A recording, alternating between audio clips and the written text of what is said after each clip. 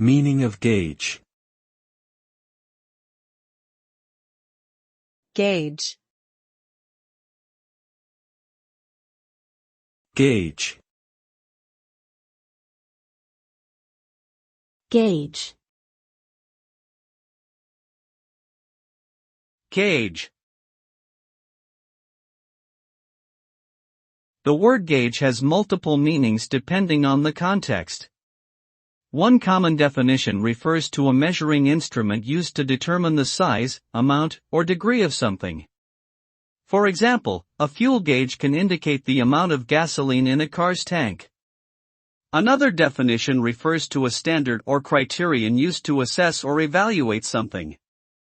For instance, a student's abilities may be gauged by their performance in exams.